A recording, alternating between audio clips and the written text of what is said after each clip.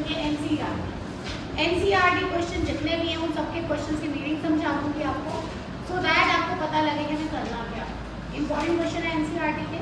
First question है, let's see आपको आता है या नहीं, then I will prepare. What are the two major sources of human capital in a country. एक कंट्री में ह्यूमन कैपिटल बनने के टू मेजर सोर्सेज, 5 हमने किए। आपसे मैं कह रही हूँ एनी टू बताइए, मेजर टू कौन कौन से हैं? एजुकेशन है, जिसके लिए आप यहाँ बैठे, एजुकेशन के लिए बैठे हैं। तो first is education, second is health, ये टू मेजर सोर्सेज हैं। Got it? Okay. Second, what are the indicators of educational achievements in a country. एक कंट्री में एजुकेशनल अचीवमेंट्स हो रही है, उसके बारे में आपको कैसे पता चलेगा कि ये कंट्री में मतलब एजुकेशन जो है वो अचीव हो रही है? How would you get to know, कैसे आपको समझ में आएगा कि अचीवमेंट हो रही है? लिटरेसी लेवल, ठीक है। लिटरेसी लेवल में क्या होगा, 3 पार्ट में कैटेगराइज कर देंगे। प्राइमरी लिटरेसी रेट, यूथ और एडल्ट, है ना, तीनों पार्ट में उसको कैटेगराइज कर देंगे।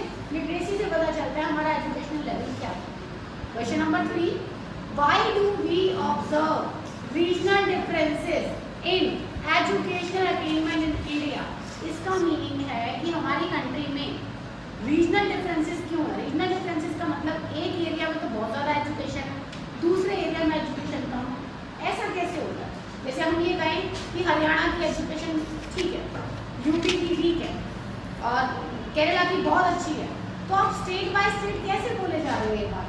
किस बात, कौन से फैक्टर्स हैं जिसकी वजह से ऐसा होता है? बताएगा कोई मुझे? Government, very nice, government expenditure. किसी स्टेट की गवर्नमेंट एजुकेशन पे ज़्यादा स्पेंड करती है, किसी स्टेट की गवर्नमेंट एजुकेशन पे कम स्पेंड करती है, ठीक है। तो गवर्नमेंट अगर एक्सपेंडिचर ज़्यादा करेगी तो उस एरिया में ज़्यादा एजुकेशन होगी, अगर कम स्पेंड करेगी तो कम होगी। समझ में आ गया? नेक्स्ट, ह्यूमन कैपिटल और ह्यूमन डेवलपमेंट में क्या डिफरेंस है, ये हम कल भी कर चुके हैं। हल्का सा एक रिमाइंडर ले लेते हैं। ह्यूमन कैपिटल एक एंड प्रोसेस है, ह्यूमन डेवलपमेंट एक कॉन्टिन्यूअस प्रोसेस है। ह्यूमन डेवलपमेंट में क्या होता है, इसके अलावा क्या होता है, ब्रॉडर कंसेप्ट है। ह्यूमन डेवलपमेंट ब्रॉडर है, ह्यूमन कैपिटल नैरो है। ह्यूमन डेवलपमेंट में मनी स्पेंड की जाती है खुद के ऊपर, बट उसका अर्निंग पर्पस नहीं होता। ह्यूमन कैपिटल में when you are spending money on yourself, तो वो इन्वेस्टमेंट है और आप चाहते हैं कि फ्यूचर में उसके रिटर्न्स मिले, इसलिए आप इन्वेस्टमेंट कर रहे हैं।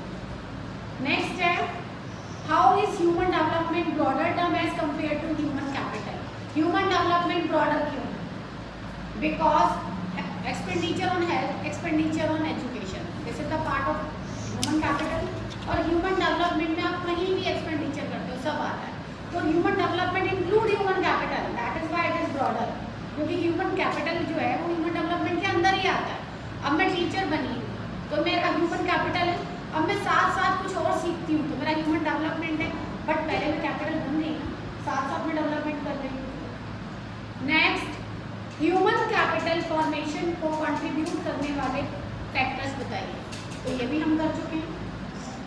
Investment, expenditure on education, expenditure on health, expenditure on the job training और माइग्रेशन, एक्सपेंडिचर ऑन इंफॉर्मेशन, ठीक है। ये सब हम पहले डिस्कस कर चुके हैं क्या होते हैं। How do government organisation facilitate the functioning of schools and hospitals in India. Government India में स्कूल्स एंड हॉस्पिटल्स को कैसे रेगुलेट करते हैं? तो वो 4 याद है, यूजीसी, एनसीईआरटी और क्या था, एआईसीटीई और पहले मुझे बताओ ये तीनों किसके हैं? हेल्थ के लिए, एजुकेशन के, एजुकेशन के, हेल्थ का एक ही है, कौन सा है? Indian council of medical and research, okay. ऐसे गवर्नमेंट रेगुलेट करती है इन सब। Next, education is considered to be an important input for the development of a nation. Education किसी भी कंट्री के डेवलपमेंट के लिए बहुत ज़रूरी है। पहले आप मुझे बताओ, एग्री कर रहे हो मेरी बात को? एग्री करते हो? अब मुझे बताओ क्यों ज़रूरी है एजुकेशन, क्यों ज़रूरी है किसी कंट्री के डेवलपमेंट के लिए? एजुकेशन होगा तो ह्यूमन कैपिटल बढ़ेगा, ह्यूमन कैपिटल बढ़ेगा तो इन्वेंशन होगी, इनोवेशंस होगी, कुछ ना कुछ न्यू आइडियाज़ निकल के सामने आएंगे और न्यू टेक्नोलॉजी अडॉप्ट करेंगे, चेंज को अडॉप्ट करने के लिए ऑलवेज रेडी रहेंगे और मेंटल आउटलुक चेंज होगा, उनकी सोच बदलेगी। इसके अलावा क्वालिटी ऑफ लाइफ इंप्रूव होगी, सोशल रेस्ट रहेगा, मतलब कि लड़ाई झगड़े नहीं होंगे क्योंकि एजुकेटेड पीपल लड़ते नहीं हैं, बताया था ना उसने। ओके, नेक्स्ट हेल्थ इंफ्रास्ट्रक्चर और expenditure on migration, question number 9, ये हम पहले कर चुके हैं, ये हमारा पहले हो चुका है। नेक्स्ट है establish the need for acquiring information relating to health and education expenditure for the effective utilisation of human resources.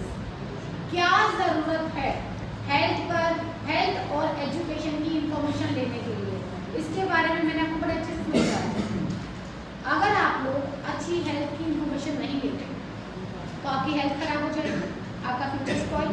और अगर आप एजुकेशन के बारे में एडमिशन लेने से पहले कॉलेज या इंस्टीट्यूट्स की इंक्वायरी नहीं करते तो आपका करियर स्पॉइल हो जाता है। इसलिए हमें हेल्थ और एजुकेशन दोनों की प्रॉपर इंफॉर्मेशन कलेक्ट करनी चाहिए, ठीक है।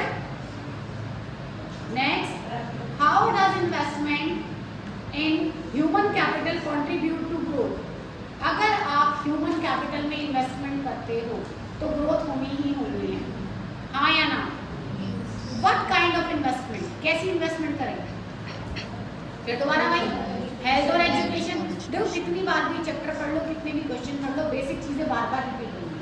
तो ह्यूमन में हमें जो इन्वेस्टमेंट करनी है वो है 2 टाइप की, एक हेल्थ की और एक एजुकेशन की। ये दोनों इन्वेस्टमेंट अगर आप ह्यूमन पर करते हो तो ह्यूमन कैपिटल होगा और कंट्री की ग्रोथ होगी। क्यों होगी, इससे आपको एजुकेटेड पर्सन लेबर मिलेंगे, स्किल्ड लेबर मिलेंगे, स्किल्ड लेबर होंगे तो प्रोडक्शन बढ़ेगी, प्रोडक्शन बढ़ेगी तो इनकम बढ़ेगा कि नहीं बढ़ेगा।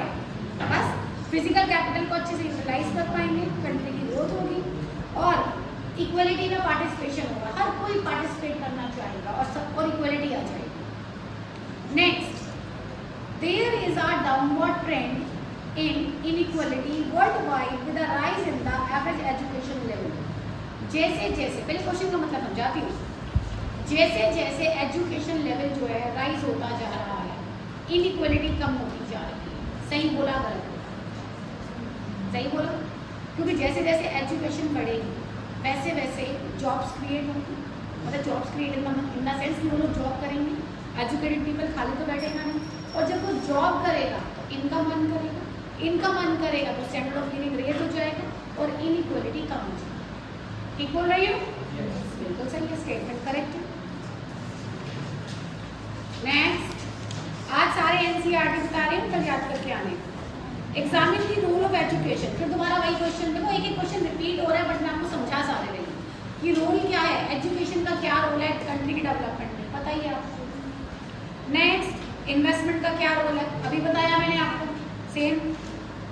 Bring out the need for on the job training, on the job training पता है ना, फिर से वही, इन कैंपस ऑफ कैंपस, आप यहाँ पे अपने कैंपस में बुला के किसी से ट्रेनिंग लीजिए या बाहर जाके सेमिनार्स में ट्रेनिंग अटेंड कीजिए, दोनों ही मेथड से क्या होगा, ट्रेनिंग आएगी। ट्रेनिंग लोगे आप, ट्रेनिंग लेने से क्या होता है, वर्थ बढ़ती है, नॉलेज आती है, स्किल्स इंप्रूव होती हैं और आपकी मार्केट वैल्यू बढ़ जाती है, सैलरी अच्छी हो जाती है, ह्यूमन कैपिटल बन जाता है, एफिशिएंट हो जाता है।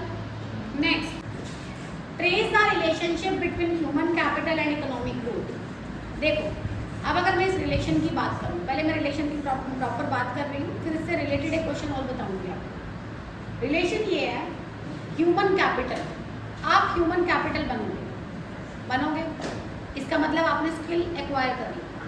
जब आपने स्किल एक्वायर की है तो आप लोग क्या करोगे, स्किल एक्वायर करके क्या कर रहे हो, अर्निंग करोगे, प्रोडक्शन करोगे, आइडियाज़ दोगे, कुछ तो करोगे, खाली तो नहीं बैठोगे। तो आप जो भी करोगे उससे इकोनॉमिक ग्रोथ होगी।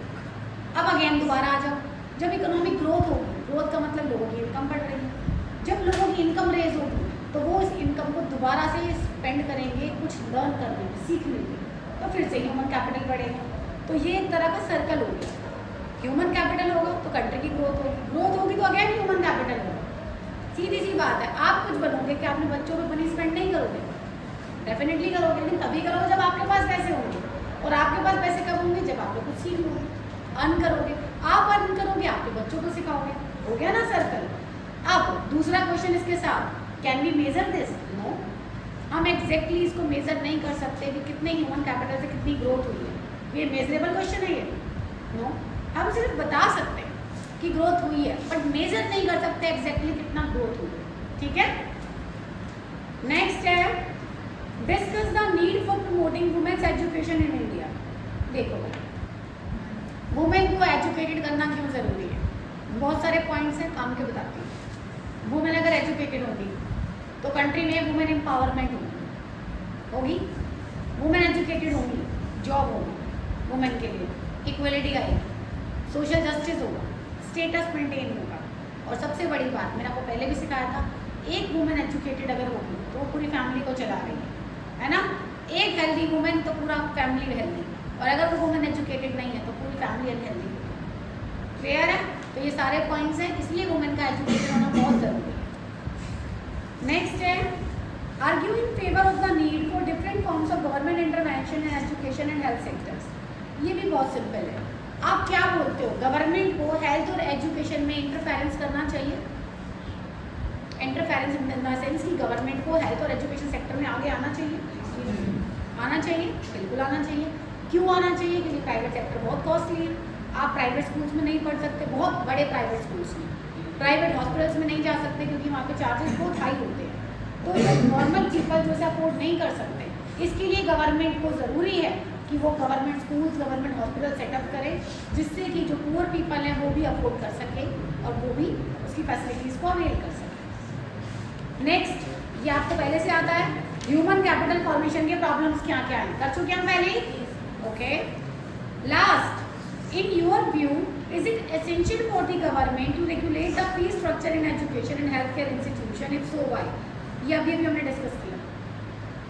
आपको पता है मेडिकल में डॉक्टर बनने की फीस कितनी होती है? मेडिकल में अगर आप 12th के बाद, ग्रेजुएशन के बाद जाते हैं आप MBBS के लिए 1 करोड़, बिल्कुल नो डाउट कि बड़े आराम से होगी, बट वहीं अगर गवर्नमेंट कॉलेज है तो इतनी नहीं है। तो गवर्नमेंट को चाहिए ज़्यादा से ज़्यादा कॉलेजेस सेटअप करें, यूनिवर्सिटीज़ हों, सो दैट हमारे जो बच्चे हैं जो इतना अफोर्ड नहीं कर सकते वो कम फीस पर, मिनिमम फीस पर, एक नॉमिनल चार्जेस देकर कम से कम डॉक्टर तो बन जाए।